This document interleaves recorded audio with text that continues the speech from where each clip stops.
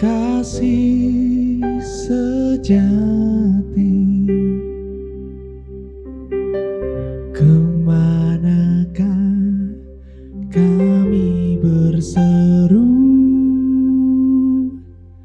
saat badai datang menderu? Yang kami tahu hanya Kau yang mampu pulihkan segala sesuatu. Kami perlukan keajaiban-Mu, kami butuhkan sentuhan tangan-Mu.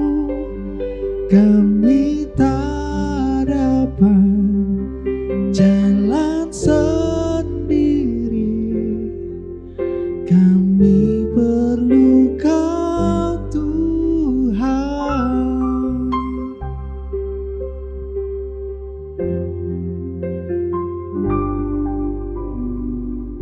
Kemanakah kami mencari kasih sejati? Kemanakah kami berseru saat badai datang menderu?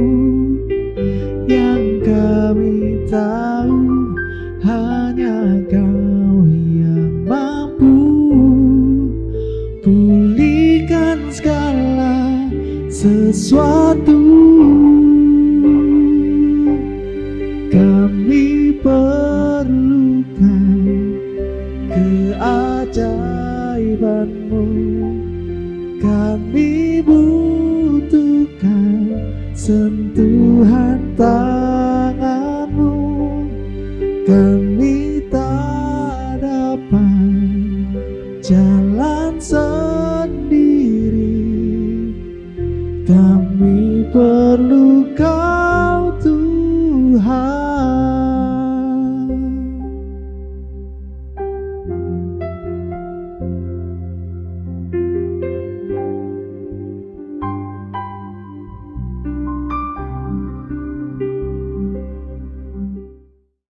Shalom Bapak Ibu Saudara yang dikasihi oleh Tuhan.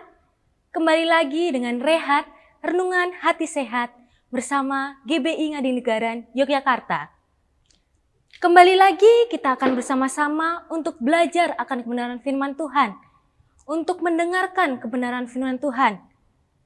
Di sini saya mengambil tema yaitu memilih tidak berputus asa. Diambil dari Matius 6 ayat 25 sampai 34. Mari Bapak Ibu Saudara yang dikasihi Tuhan, kita akan membaca ayat ini. Saya ulangi dari Matius 6 ayat 25 sampai 34.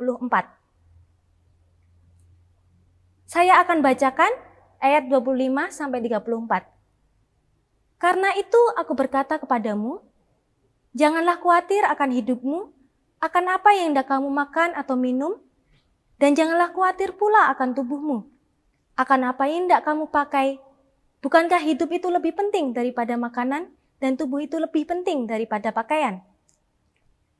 Pandanglah burung-burung di langit yang tidak menabur dan tidak menuai, dan tidak mengumpulkan bekal dalam lumbung, namun diberi makan oleh Bapamu yang di surga. Bukankah kamu jauh melebihi burung-burung itu? Siapakah di antara kamu yang karena kekhawatirannya dapat menambahkan sehasta saja pada jalan hidupnya? Dan mengapa kamu khawatir akan pakaian? Perhatikanlah bunga pagung di ladang yang tumbuh tanpa bekerja dan tanpa memintal. Namun aku berkata kepadamu, Salomo dalam segala kemegahannya pun tidak berpakaian seindah salah satu dari bunga itu. Jadi jika demikian Allah mendandani rumput di ladang, yang hari ini ada dan besok dibuang ke dalam api, tidakkah Ia akan terlebih lagi mendandani kamu, hai orang yang kurang percaya? Sebab itu, janganlah kamu khawatir dan berkata, apakah yang akan kami makan? Apakah yang akan kami minum? Apakah yang akan kami pakai? Semua itu dicari bangsa-bangsa yang tidak mengenal Allah. Akan tetapi Bapamu yang di surga tahu bahwa kamu memerlukan semuanya itu. Tetapi carilah dahulu kerajaan Allah dan kebenarannya, maka semuanya itu akan ditambahkan kepadamu. Ayat 34, sebab itu janganlah kamu khawatir akan hari besok, karena hari besok mempunyai kesusahannya sendiri, kesusahan sehari cukuplah untuk sehari. Amin. Sebelum kita akan mendengarkan kebenaran firman Tuhan, saya akan memimpin dalam berdoa. Mari kita bersatu dalam doa. Bapa yang di surga, mengucap syukur untuk kebaikan Tuhan yang luar biasa dalam kehidupan kami Bapa. Terima kasih untuk penyertaan hingga saat ini bisa berkumpul kembali untuk belajar akan kebenaran firman Tuhan melalui online Tuhan. Saat ini Bapa, kami akan mendengarkan firman-Mu. Tuhan sendiri akan memimpin kami dan firman-Mu ini bisa menjadi pedoman bagi kehidupan kami. Serahkan doa ini dalam nama Tuhan Yesus. Haleluya. Amin. Ya, Bapak Ibu Saudara yang dikasihi Tuhan, apakah Bapak Ibu Saudara pernah ataupun merasa ataupun sedang mengalami kesulitan dalam kehidupan Bapak Ibu Saudara? Entah kesulitan dalam perekonomian, ataupun khawatir tentang keuangan, atau sedang mengalami kesakitan, bahkan khawatir tentang masa depan Bapak Ibu Saudara ataupun teman-teman semua. Di sini kita akan belajar bagaimana sebagai orang percaya harus selalu siap menghadapi hidup betapapun itu sulitnya ataupun betapa itu susahnya. Saya akan menjelaskan menurut para ahli terdapat 2 cara saat menghadapi kesulitan. Yang pertama yaitu fight. Artinya mengarahkan tenaga, mengarahkan daya semaksimal mungkin agar kesulitan dapat diatasi. Berusaha untuk mencari solusi dalam kesulitan itu ataupun dalam kesusahan yang dihadapi Bapak Ibu Saudara. Yang kedua yaitu flight. Sebaliknya dari fight tadi ya, lari meninggalkan kondisi ataupun hal yang sulit itu. Karena memang tidak mendapatkan ataupun tidak mau mencari cara, solusi untuk mengatasinya. Dari 2 cara ini, Bapak Ibu Saudara dapat memilih mana yang dapat Bapak Ibu Saudara pilih dalam menghadapi hidup ataupun kesulitan hidup. Saya juga akan menerangkan arti dari kata putus asa sendiri menurut KBBI, Kamus Besar Bahasa Indonesia. Putus asa dianggap sama artinya dengan putus harapan, yaitu keadaan di mana seseorang tidak memiliki harapan, hilangnya harapan, ataupun keputusasaan seseorang. Seperti contohnya di zaman sekarang, mungkin Bapak Ibu Saudara banyak mendengar dari kabar internet ataupun media-media sosial yang lain. Ada seseorang ataupun orang yang putus asa sehingga dia mengakhiri hidupnya. Dia mengalami keputusasaan. Dia tidak bisa mengatasi masalahnya itu dengan mengakhiri hidupnya. Banyak sekali wujud, Bapak Ibu Saudara, wujud dari ketidakmampuan bisa beragam. Contohnya, tidak bisa membayar hutang, tidak bisa membeli obat saat ada Bapak Ibu Saudara yang sakit, ataupun tidak mampu membeli makanan untuk anak-anaknya. Itu merupakan contoh-contoh dari ketidakmampuan, wujud dari ketidakmampuan. Bagaimana sebagai orang Kristen ataupun orang yang percaya kepada Tuhan, orang yang memiliki iman kepada Tuhan, harus selalu siap menghadapi hidup betapapun sulitnya dan betapapun susahnya itu. Di sini saya mengambil 3 poin ataupun 3 pesan dalam perikop yang saya bacakan tadi. Suatu pesan yang indah tentang bagaimana menghadapi hidup yang disampaikan oleh Tuhan Yesus. Dalam Injil Matius 6 ayat 25 sampai 34. Yang pertama yaitu bisa dilihat kembali di ayat 25 sampai 32.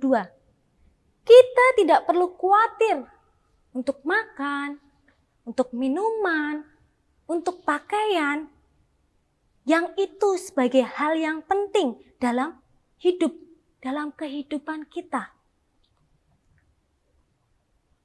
Sebagai orang percaya, kita harus percaya kepada Tuhan, di mana pemeliharaan Tuhan kita jauh melebihi pemeliharaan Tuhan dari burung-burung ataupun tanaman-tanaman ataupun ciptaan-ciptaan yang lain.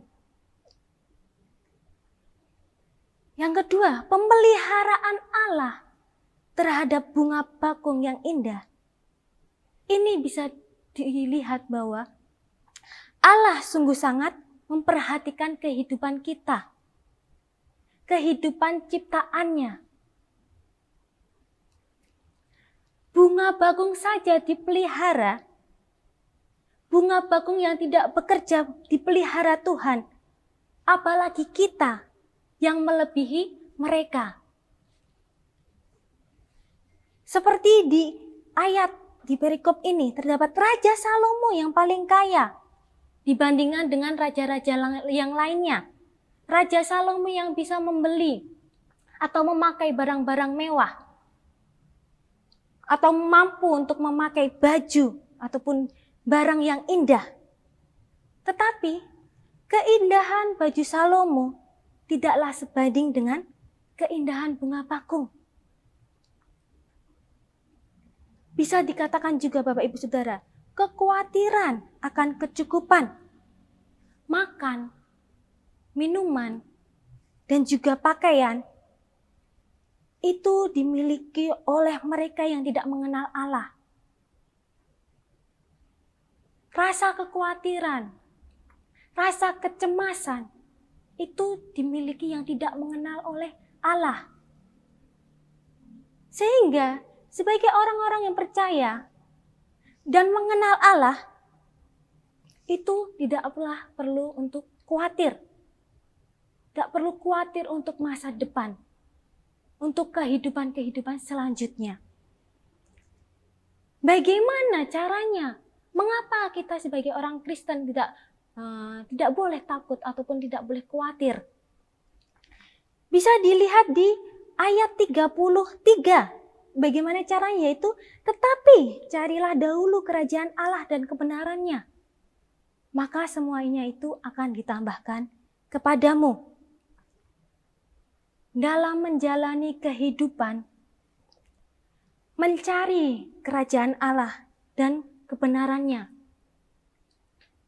Yang dimaksud dari ayat ini adalah ketika sebagai orang percaya mengutamakan untuk mengenal Allah, untuk mendekatkan kepada Allah, mengenal karya-karya dan janji-janjinya, kita bisa dapat terpesona atas apa ciptaan-ciptaan yang Tuhan ciptakan. Dari semua ciptaan itu, sudah jelas bahwa Tuhan memberikan semuanya untuk orang percaya. Tuhan mengasihi kita sebagai anak-anaknya.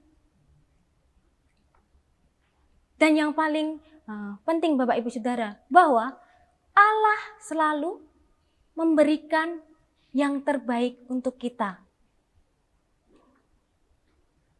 Kekhawatiran yang dimiliki tidak sebanding dengan apa yang Allah sanggup berikan.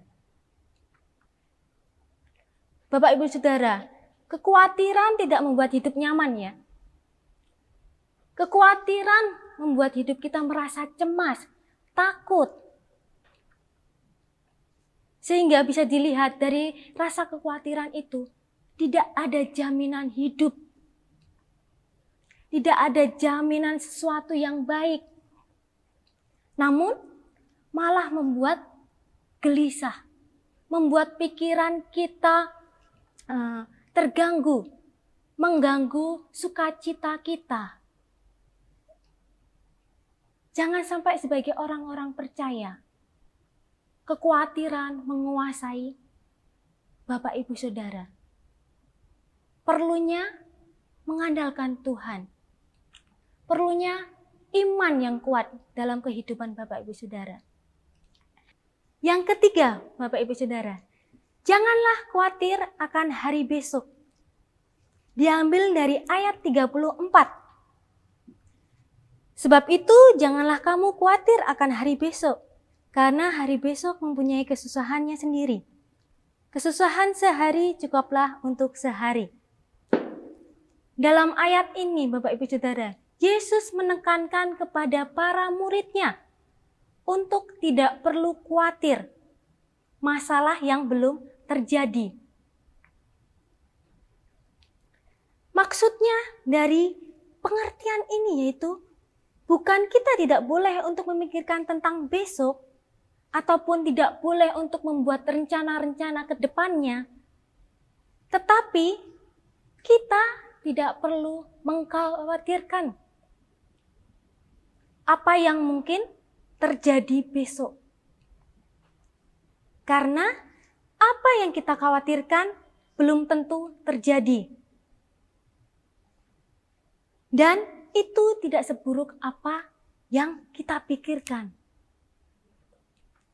Dan kalaupun itu terjadi, itu juga tidak ada gunanya untuk dikhawatirkan. Bila Tuhan tidak ingin kita khawatir, Ia juga tidak ingin kita berputus asa.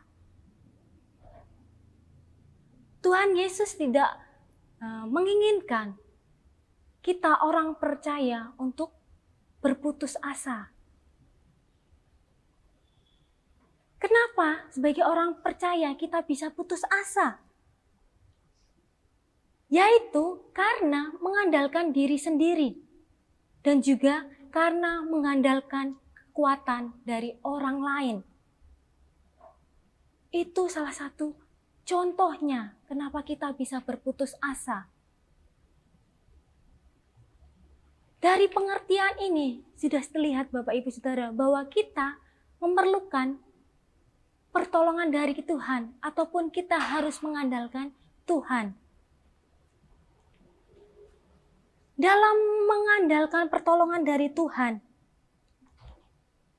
kita sangat membutuhkannya itu agar kita dipenuhi oleh Tuhan. Hal yang dapat kita lakukan yaitu hal yang dibutuhkan memang sesuatu yang diperlukan. Agar apa? Agar semakin bertumbuh dengan pengenalan akan Tuhan. Lebih mengenal karya-karya Tuhan dan janji-janji Tuhan. Yang kedua, Allah memberikan apa yang memang dibutuhkan. Allah memberikan apa yang memang kita butuhkan ataupun yang kita perlukan. Itu semua Tuhan berikan untuk kebaikan kita, untuk kebaikan Bapak Ibu Saudara. Dan saat kita bingung, saat kita cemas, yang kita butuhkan ataupun kita tidak dapat mencari ataupun kita tidak dapat apa yang diinginkan, kita harus mengingat bahwa Allah sangat mengasihi kita, bahwa Allah sangat memperhatikan kehidupan kita. jawaban Allah itu datang tidak secepat yang kita harapkan. Tetapi tetap datang pada waktu yang tepat. Menurut Allah, bukan menurut kita. Jawaban dari Tuhan itu selalu tepat. Menurut rancangan Tuhan, bukan rancangan manusia. Bukan yang kita pikirkan. Yesus menjelaskan bahwa rasa khawatir tidak bisa memperpanjang hidup kita atau membuat kita lebih bahagia. Tuhan Yesus juga berkata, Bapak Ibu Saudara, bahwa kalau kita mengutamakan Allah dalam hidup, kita tidak perlu khawatir. Tidak perlu khawatir tentang besok, tentang masa depan kita, tentang perekonomian dan kesulitan-kesulitan yang lainnya. Karena Allah saja peduli kepada tanaman, Allah saja peduli kepada hewan, pasti Allah juga peduli kepada orang-orang yang percaya, yang mau melayani Dia. Tuhan Yesus mengajarkan untuk tidak berputus asa, untuk tidak khawatir terhadap hidup ini. Karena Allah memelihara kita dengan sungguh baik. Allah memberikan kita apa yang kita butuhkan, apa yang kita inginkan untuk kebaikan kita. Dan juga bukan memberikan apa yang semata-mata kita inginkan. Tuhan mengajarkan kita untuk meminta kepada Allah apa yang memang kita butuhkan. Sebelum penutup Bapak Ibu Saudara, saya akan memberikan kesaksian sedikit betapa pemeliharaan Tuhan itu nyata dalam kehidupan saya. Pada waktu awalan masuk perkuliahan, di mana saat itu perekonomian keluarga saya itu sangat kritis ya, bisa dikatakan seperti itu, karena dari kakak-kakak saya yang kuliah dengan mendapatkan beasiswa, di situ saya berkeinginan untuk tetap berkuliah, dan bagaimana cara saya untuk mendapatkan biaya ataupun beasiswa untuk meringankan beban kedua orang tua saya. Di situ saya juga merasa optimis ya, karena di awal sudah diberitahukan bahwa saya mendapatkan beasiswa full, bisa dikatakan juga gratis untuk mengikuti perkuliahan.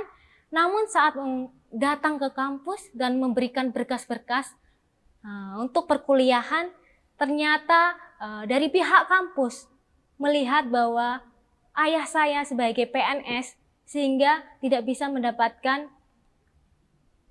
biaya ataupun dalam perkuliahan itu gratis.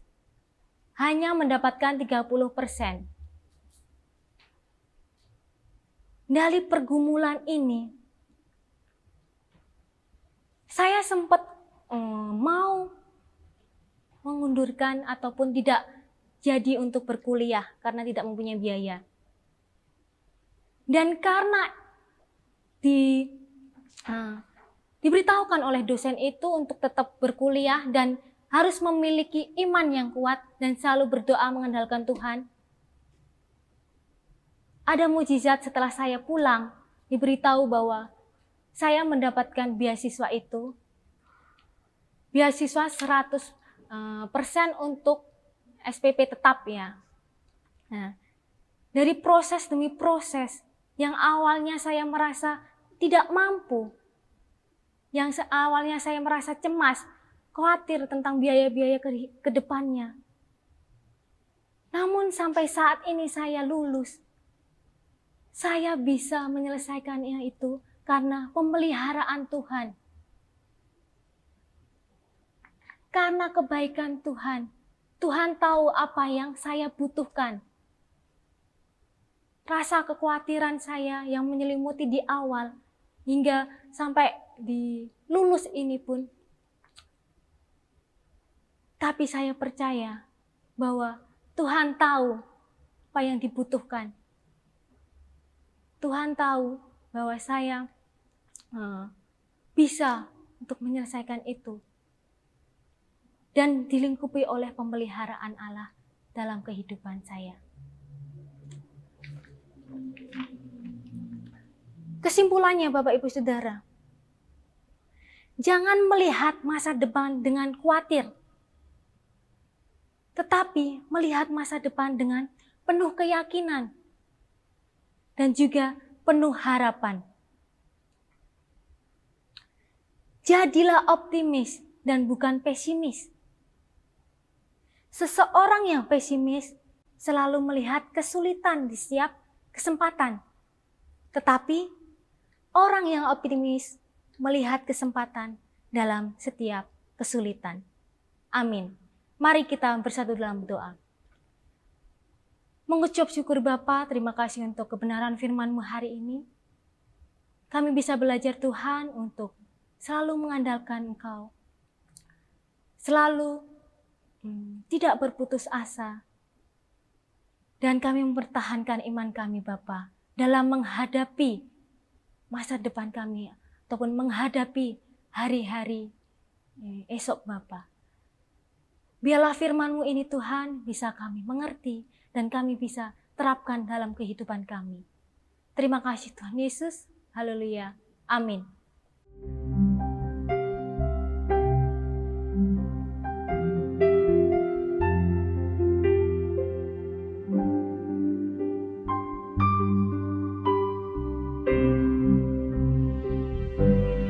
Kami perlukan keajaiban-Mu, kami butuhkan sentuhan tangan-Mu, kami tak dapat jalan sendiri, kami perlu Kau Tuhan. Kami perlu Kau Tuhan. Kami perlu Kau